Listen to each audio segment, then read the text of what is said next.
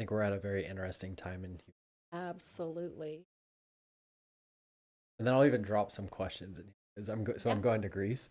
I've Mhm. been meditating a lot on it. I don't have all the answers, but Awesome. um, it's interesting because we're going there to remember who we are as humans. Uh-huh. But like my question is like why did like the Greeks or the Egyptians leave all these monuments or like totems for us to remember? But now like why don't we do like where is that in our modern society? Like have we just forgotten? Is it not supposed to be here? Like why Right. like what's the connection that's missing? Yes, I love it. So We good? Hello, everyone. Welcome. Lori here. Welcome to How Do You Spirit? And I have a guest today that I'm so excited to have here with me. Mike, yep. hi. Nice to meet you. It's likewise. This is the first time that we're meeting in person. We chatted a little bit on the phone a few days ago. And we're going to start with Mike sharing his spiritual story, a short version, Yep. right? You said More you than kind of happy. had a big awakening, Yep. and I want to talk about that for a minute. And then we're going to go into some really interesting, amazing things. I can't wait.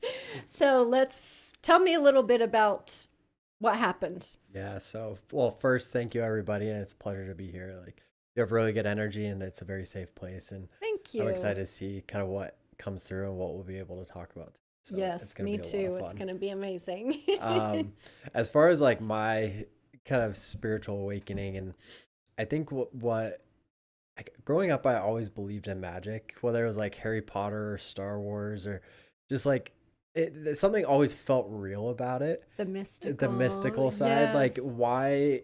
why do we put limits around what we can think or create? And like I was always a tinkerer and always would build things and always question why people would do certain things. Like it just didn't make sense to me. Uh huh.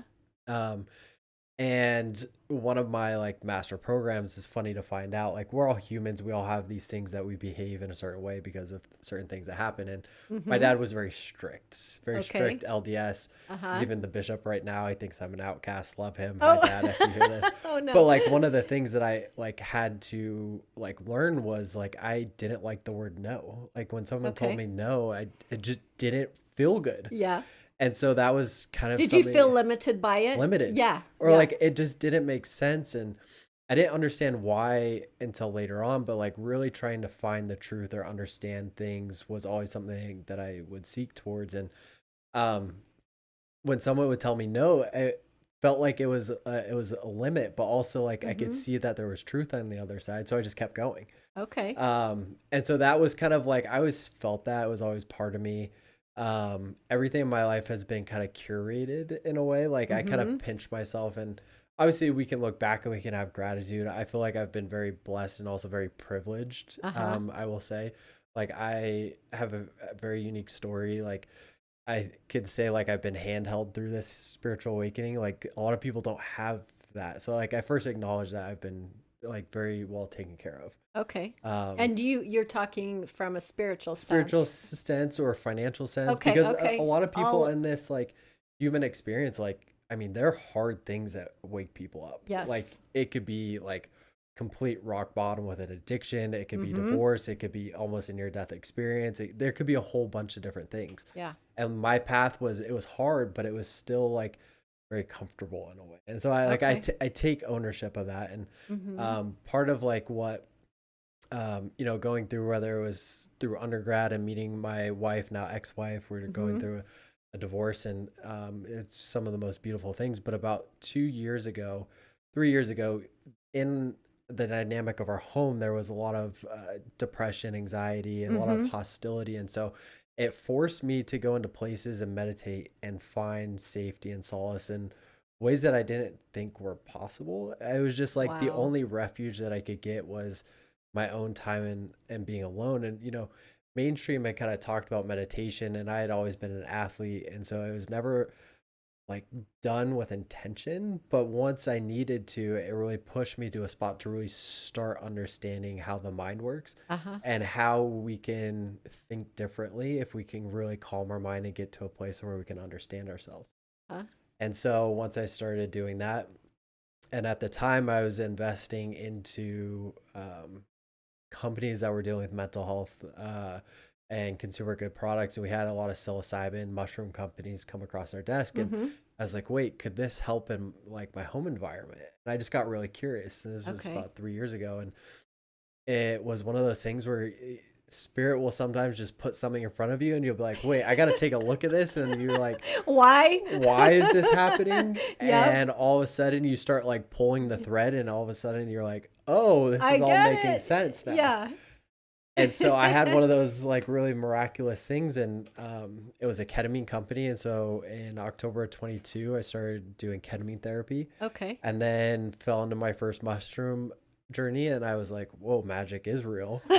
And then I was like, at that point there was no going back. Right. And then it brought me on this whole beautiful journey, from meeting some of the top shamans to the top mediums that we're both friends Wow. with, to some of the top people in the world. Right now, Mhm. I'm really good friends. We're going to Greece with, her name's Michaela Gray.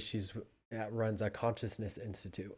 And she is an unbelievable human, and her curriculum is just far beyond anything I've ever seen. And it kind of just taught me that like everything that we assumed about reality, make it like 10 times bigger, 10 times grander, Uh-huh. and it's all real. Yeah. And so, and it's not even to the point where like we have this term woo woo, but it's starting to merge science and spirituality, and it's Mhm. starting to make sense. And I think we're at the most beautiful time in all of human history, where it's all coming in at this time period Yeah. for a greater and bigger reason. Yes. And we have to step back and say, why is this happening? And how can we be the best human that we can be? Uh-huh. So when you meditate, if you don't mind sharing what, and you don't have to go into real big detail, but what does your meditation practice look like? I always get so curious because we all meditate in different Yeah. ways, Yeah. Does it take you long to really, relax and get to that place, or is it easy for you? Do you have to be in a closed, quiet area? How does that work for you? What do you do? That's a really good question. And I want to phrase like before like I even answer that directly, because Uh-huh. I was really thinking about this, because last night I was actually in a float tank, and Oh, nice. I only planned on 2 hours, and they left me in there for 4. Oh my gosh. And I was reflecting on the experience, and whether it's a float tank or meditation or Mhm. psilocybin or all these things. I also want to preface that everybody starts at a different point. So Yeah. whatever I say is very different than what other people might experience. And so I have Yes. empathy and compassion. I've been doing it for a while. Okay. When it comes to meditation, there's a lot of different styles, but also different ways to meditate. So Mhm. for different reasons, whether it's like calming the mind or the body, because the Mhm. body actually holds a lot of that energy, Yes, and we can absolutely. calm the mind, but we also sometimes need to calm the body, whether it's taking a walk, resetting our nervous system. Mhm. But for me, like I have different intentions with my meditation. So I'll either be doing it reflectively of like an emotion or event that happened, Okay. or I'll go into a spot of creation. So there are different types of meditation. One is like if I'm going in and I just had a really big argument with somebody, or I want to reflect on it, that's when I can calm my nervous system, replay what was happening. Mhm. Whether it's a calm, quiet spot or going on a walk can be meditative, Yep. but allowing those thoughts to come up where you can reflect on them, Uh-huh. or in a meditative state, going in and saying, okay, like, what do I want my business to be? What do I want my future to look like? And going in and feeling those emotions, Mhm. that's another way I meditate. So it really Okay. depends the attention of like what I want to get out of it. Okay. That sounds great. Yeah, because you can't focus on everything at once. Or Yeah. like you said, one thing at a time. That's awesome. Do you do you do you meditate for long periods of time? Are they short, or does that just depend on what your intention is with it? A lot of it is the intention. Okay. And recently I've stopped trying to force the outcome of meditation, in the Uh-huh. sense of like when you first start doing, you're like, I want to do XYZ. And then Right. when you get into the meditative state, all of a sudden this other thing comes in. You're like, wait, I wasn't ready to deal with that. But when you Yeah. kind of sit with that thought that comes in, that's actually the Mhm. most important thing that you need to work on right then. Yeah, whatever comes to mind first. And yesterday in the float tank, I had like my dad, my grandpa, some other male figures of these instances come in, I was like, oh my gosh, I was so uncomfortable. I didn't know what this was.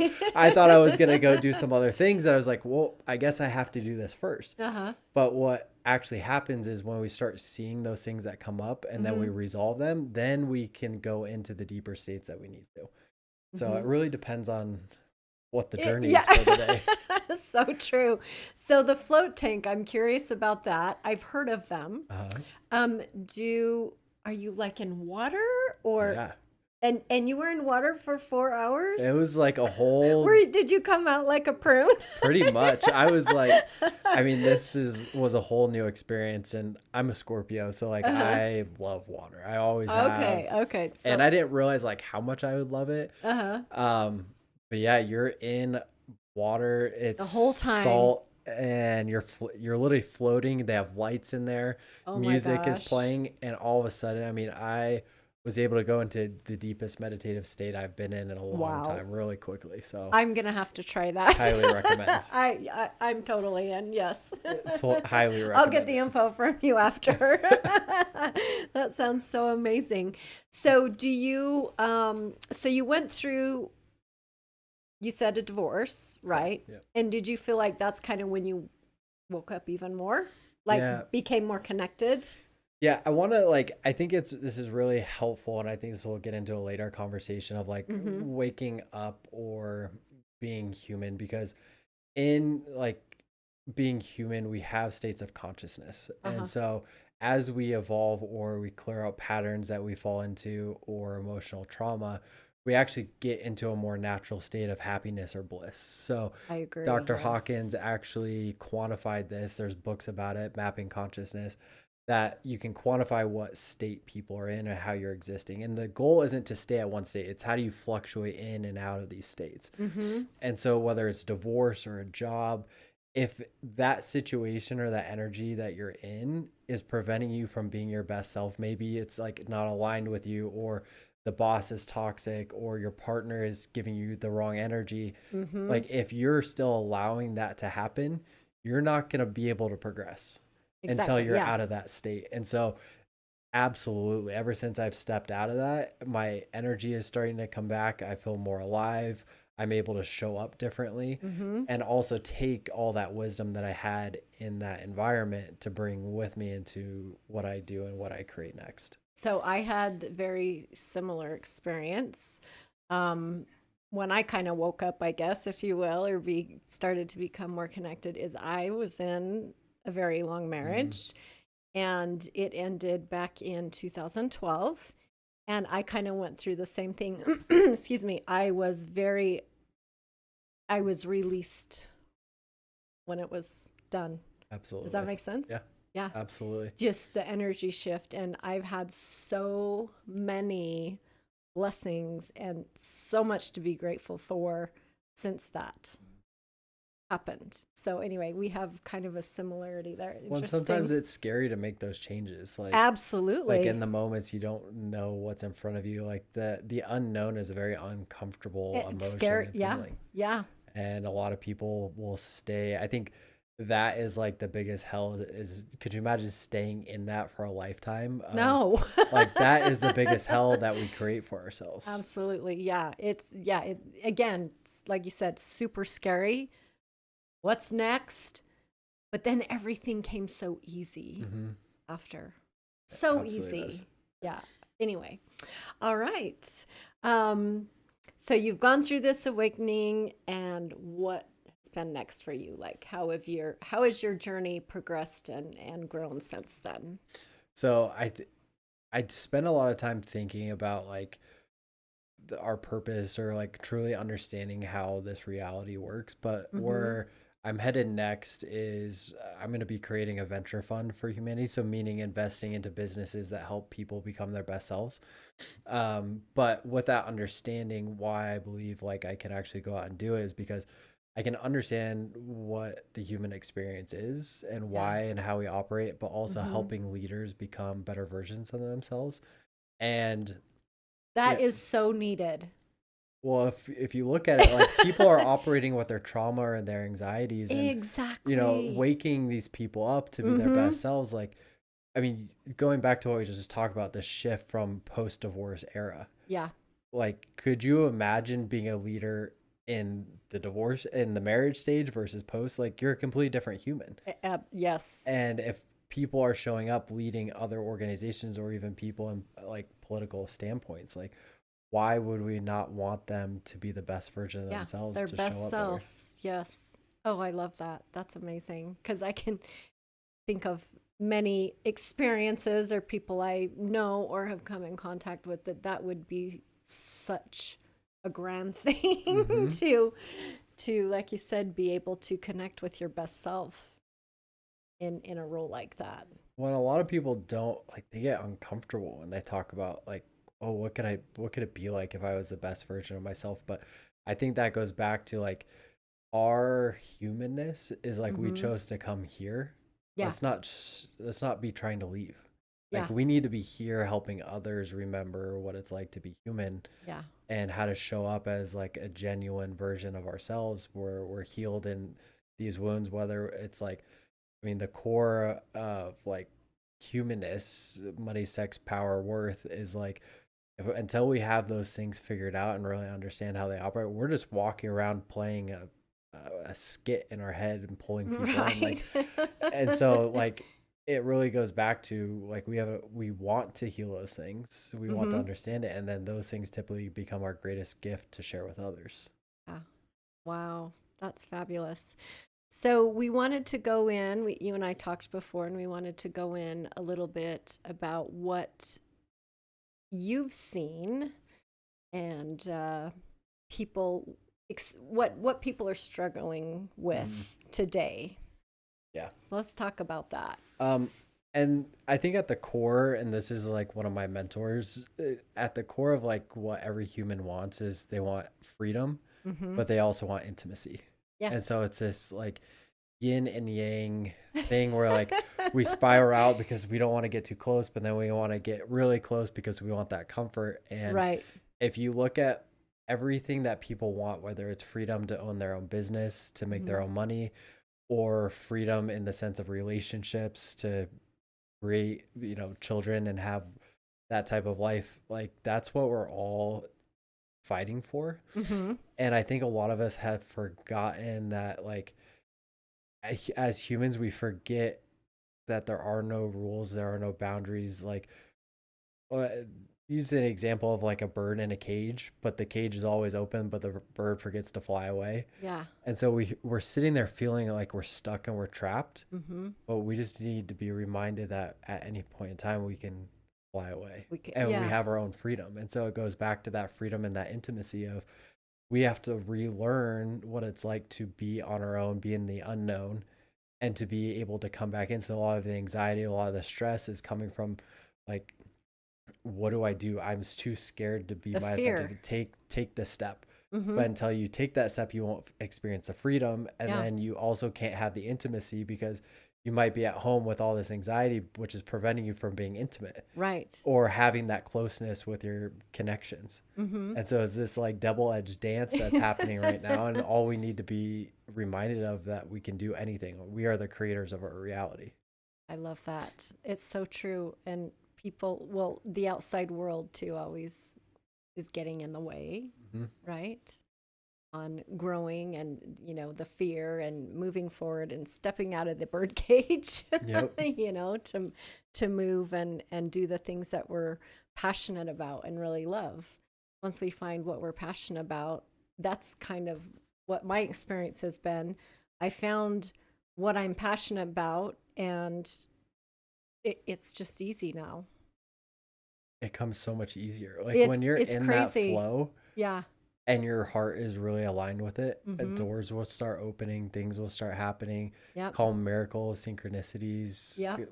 meant to be. Yes. Everything just kind of starts aligning when you stop trying to force Mm-hmm. Just everything and let just it let it happen. happen. Yep. Yep.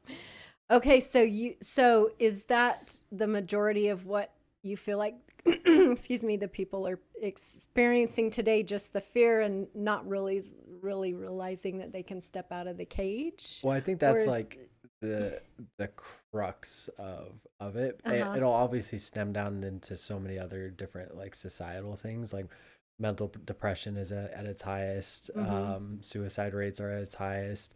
Like there's a lot of people that are just so unhappy, but we have a lot of forces upon us, whether it's big pharma or big food. Like Mm-hmm. we're not behaving or acting how we should, and so it's not even fair to us. Like how are we supposed to win a game that's been rigged or even know that the game is Yes. rigged? Yeah. So I have a lot of empathy for everything, but it's really we have to take full responsibility of our actions and our Mm-hmm. environment and what we exist in. Mm-hmm. And until we do that, we can't really free Grow. ourselves or grow. Yeah. It's just not going to happen. And so, I mean, there's so many other things that like are happening in the world, like on a bigger scale, but if you look at all the wars or different things and you look at you can use everything boils down to like you could call it an adult but like an organism like a human interaction, Mm-hmm. but like we as like humans have forgot to be adults for ourselves and we've started telling other people how they should act, Yes. and therefore like we take power out of other people versus letting them find their own path and just giving Mm-hmm. them the tools and resources. And so that's Support. something that I Yeah. see a lot happening in society.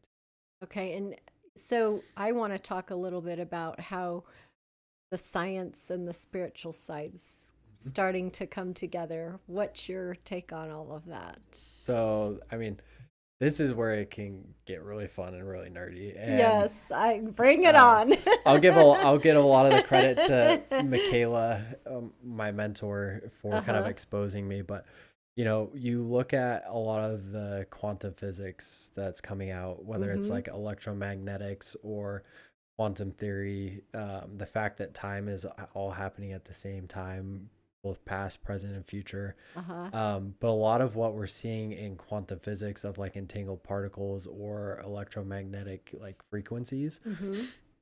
everything is frequency. And so they're Yeah. actually being able to start measuring how the body interacts with this holographic universe, but everything down to the DNA that we have is holographic. So it's always sending and receiving information, Yes. and how we exist is always sending and receiving information. And Mm-hmm. so you call it synchronicities, you could call it timelines, but everything is happening all at the same time as it's meant to be. Yeah. And as we progress and grow, we can actually accelerate those timelines of what we might call in and be able to experience in this lifetime. That some people might be able to say it's like predetermined, but I think we Mm-hmm. all have free will to be able to interact and make the choice if we want to be stuck or not, and be able to change those outcomes. But a lot of the like quantum stuff is coming in, and then something that I've been researching a lot is ultrasound on the brain. So a lot Okay. of the ancient Egyptians, there's theories that the pyramids also had ultrasound inducing qualities. So like one of the Interesting. main things that they're finding in research right now is transcranial stimulation to help depression. So electrical signals, everything is frequency, Mm-hmm. to Mm-hmm. help with depression. Yeah. Well, they're also finding that ultrasound is able to shut off certain parts of the brain so people can go into these peak states without psychedelics to be able to have these experiences that will help with anxiety and depression.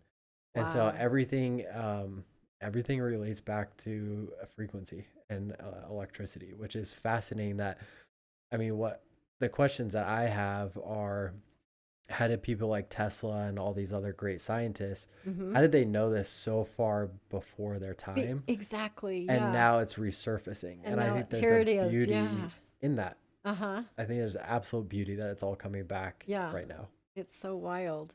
So back to the pyramid thing, I'm so intrigued with Egypt and the Mm, pyramids and how did they build those and how, and just I watch all those TV shows mhm. anyway. And I went to Stonehenge this year. You did. I had the opportunity to Oh, go. amazing. It was freaking amazing. And, they talked about the purpose of Mm, it and the time and all that stuff. But it's so interesting that things from hundreds of years ago, thousands mhm. of years ago, just like with Tesla and all those great inventors. Here we are today, and this stuff's coming up again.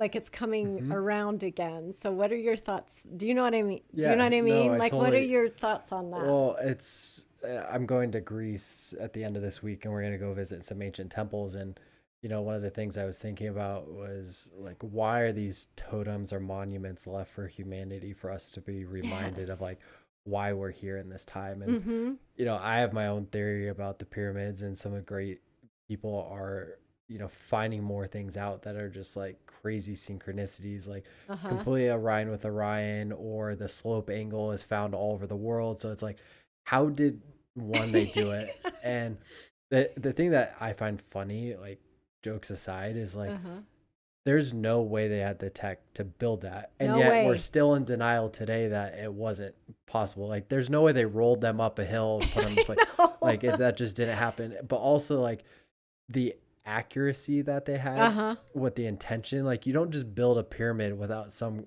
like crazy intention for humanity. And so I believe like at its core was an ascension chamber. So like some of the greatest people of human history have gone through there and have been absolutely changed by it.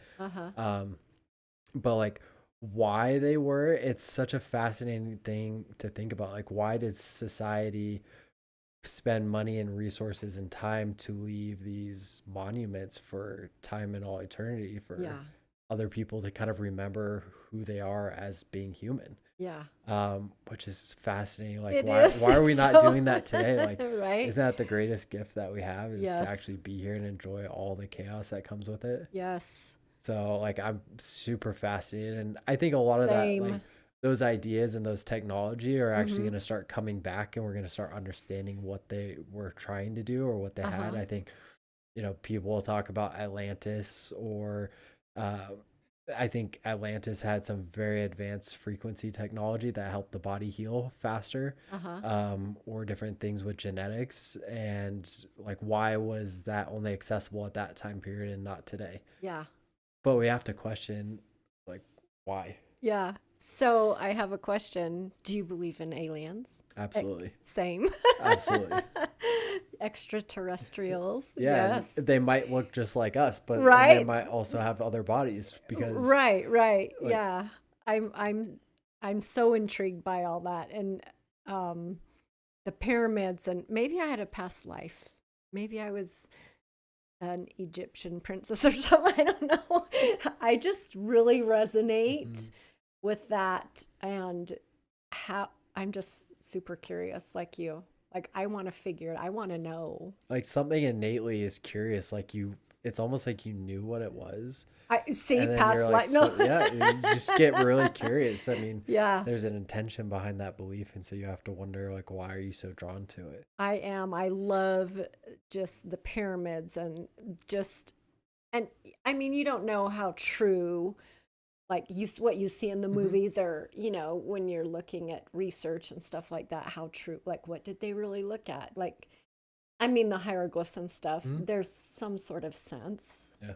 But everything is so beautiful and stuff to me back in that era or whatever. And I still sitting here, you're like, oh, maybe, I'm like, maybe, because I've never understood why I've been so intrigued and so curious about it. One day I'll visit for sure. Yeah, and a lot of times, like, you'll show up and you'll be like, whoa, this feels way more real than I expected. I'm home. You're home. And, like, I believe in past lives, and I believe we all here. played different roles, and we're coming back to help in different ways or serve a different purpose. And so like anybody that has those feelings, like familiar, go explore, right? Go explore it. Yeah, that's gonna have to be on the trip list for sure. Oh, absolutely. Egypt has to be. It's one of those like pilgrimage, like in this lifetime I have to go to it. The bucket list. Yep. That's amazing. So I asked you earlier if you do readings, and you do not. No. But you mentioned that you're very intuitive. Let's talk about that. I think one of my gifts is understanding people's energy, and there's really special people that can understand, do mediumship and see to the other side. And Mm-hmm. I have this like block right there where it's like, nope, you need to be on this side for You don't want for to this quite venture lifetime. over there.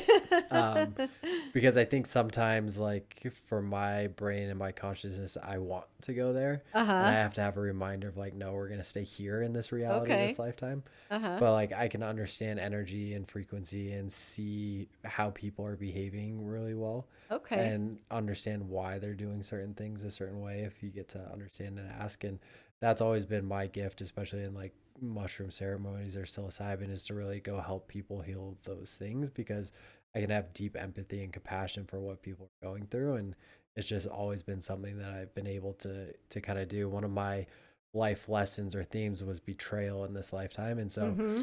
betrayal typically leads to unconditional love. And when you're working with unconditional love, you can show up for people in various different circumstances to hold space for Yes. them, Yes. and actually show them what's possible when they can feel unconditional love, because a lot of people go through life without ever feeling. And that's so sad, right? It's So very sad. sad. Excuse I just want to say, you being a Scorpio, everything you're saying, I'm like, yep, I understand that because I'm a Scorpio. me. Yeah. Like, I get it. I get it. Yep, you get it, girl. When's your That's birthday? It's November 19th. What's yours? funny. Awesome. That's fun. The pattern recognition and just everything you're talking about, I'm like, Oh, I totally get it. We like our secrets a little bit more, but we can deeply see right through it. Yeah, for sure. that's so We fun. understand it. That's awesome. So you then do you consider yourself kind of a healer with the psilocybin? Just said that wrong. Psilocybin, right? Yeah. So we are all healers. The way I like to kind of Yeah, see that's myself true. Yeah. is I let the experts do it, Okay. but I can also jump in and help out when needed, Okay. because I've been trained, I understand it, and Uh-huh. I like to put the right people in the right places. Yeah. I like to see myself as someone who can kind of slip in, but I never want the spotlight for that. Okay, so you're just kind of the helper You can when say that. needed. Yeah. Yeah, it's so cool. How do you, what made you, I guess, get interested in the ketamine and the psilocybin treatments? Like, what made you really go there? Just because of the trauma and you heard about it? Like, how did that all come about? The big push was from home life and the situation that I had. And so for me, it was, how do I, one, get it for myself, but also my spouse, who was dealing with some pretty serious things at the time. And Uh-huh. it was, I had tried talk therapy, marriage therapy, everything. And Yeah. so when ketamine and psychedelics came into my life, I was so curious. And I was like, wait, why did they ban these in the 60s? Why do we not Right. talk about them? I grew up LDS. Mhm. And so what's fascinating is like we're taught to have faith and listen to the spirit, and here the spirit is talking to me saying, go check this out. And I'm like, You're okay, like, wait a minute. I guess we got to go do this. And Right? so that was really like the entry point to bringing these other modalities in. And Uh-huh. I think anybody that has experienced psychedelics can have these crazy visions or see things that they might not explain. And those Yeah. things absolutely happened to me in a sense where I was like, okay, if this is real, what else is there to reality? And so Uh-huh. from like a trauma perspective, psychedelics or ketamine done in the right settings can have the most impact, like in a very quick way. There's still obviously other things that might need to be addressed, but I think it's such a beautiful tool Mm-hmm. that exists. And it was really sad that MDMA was just shut down by the government, by the FDA recently. That was my next question.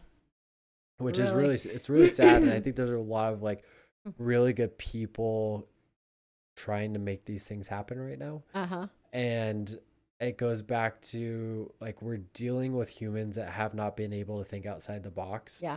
And I understand the balance of like we need to keep humans safe, and there needs to be Yeah. enough research done with the right integrity, because actually Of course. along with making psychedelics or MDMA legal, I also don't believe we have enough integrators Mm-hmm. to help like post therapy, because all of a sudden you're unlocking someone's deepest, darkest trauma, and most people can't hold space for that. Like most Yeah. talk therapists, Mm-hmm. they can't hold space for that. They would have no idea what to do, and it's going to take multiple sessions. And so I think there's a balance, but you look at MDMA therapy and how it got delayed, and I just think it's sad that we're in 2024 and here alcohol and these other things are just rampant, Yes. but we can't get life-saving type of treatments in place. It I'm getting the just chills. I know. I've never Eh, understood. baffles me. Yeah. Baffles me. Why? When there's so much good that could come out of it, right? Mhm. And help so many people. Yep. That are truly struggling. Yeah, that it does. It makes you wonder. And there's also questions of like, is that intentional? Is that not intentional? I think it is.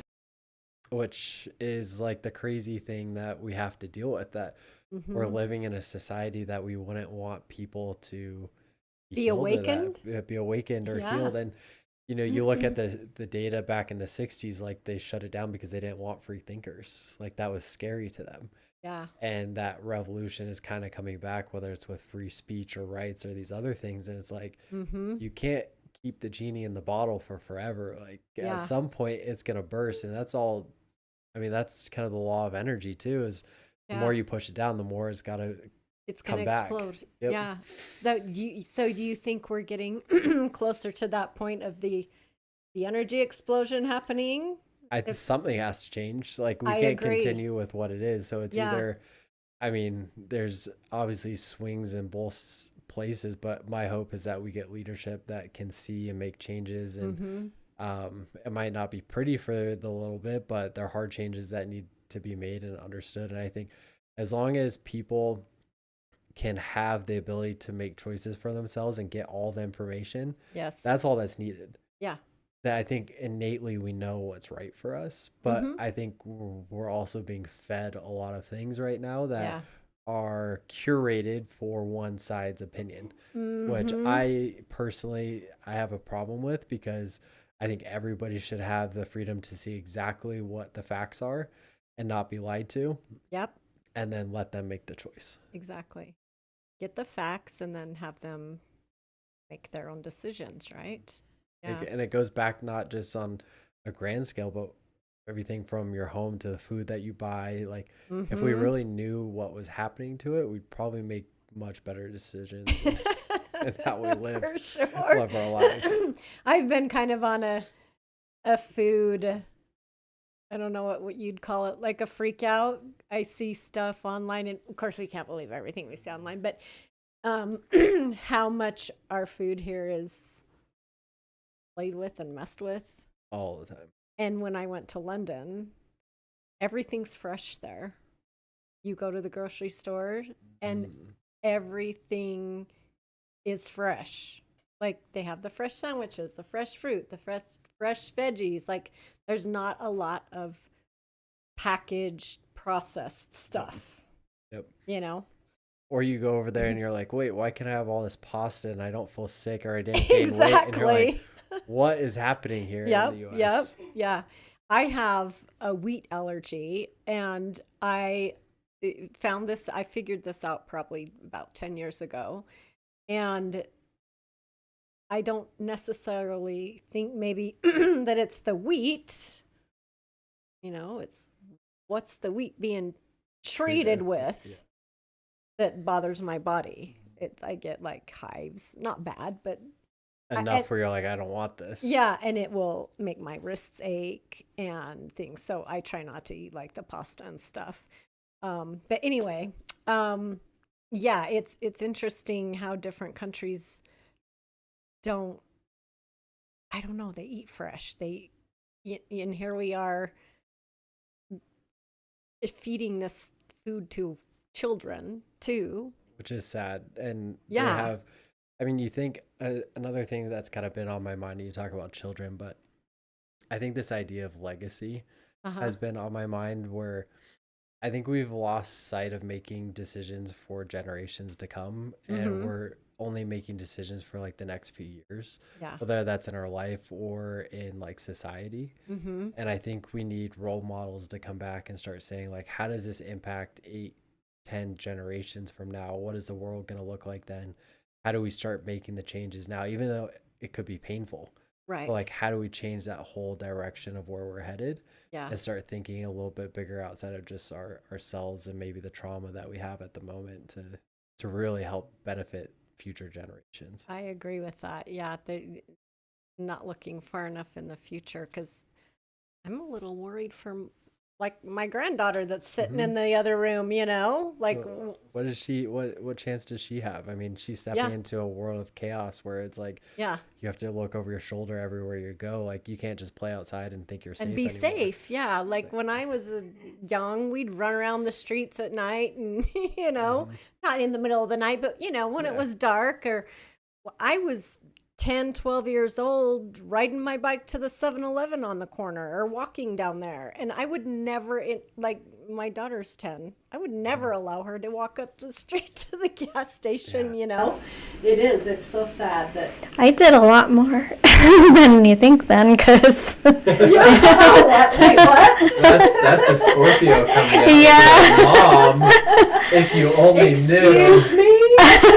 Well, I did a lot more than beyond what my kids do.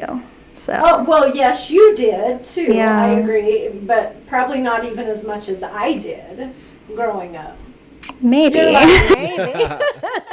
He's like, I- if you only knew. I Mom. hear these stories of my kids will one day be like, "Oh, I did that when I was living in the basement." I'm like, "Excuse me," Yeah, like, where did this come from? Yeah, you find out secrets later, and that's fine. But anyway, they're safe. That's all I care about. I feel like as parents we kind of know, but at the same time we're like Your suspicious. intuition- yeah, suspicious. That's the right word for it.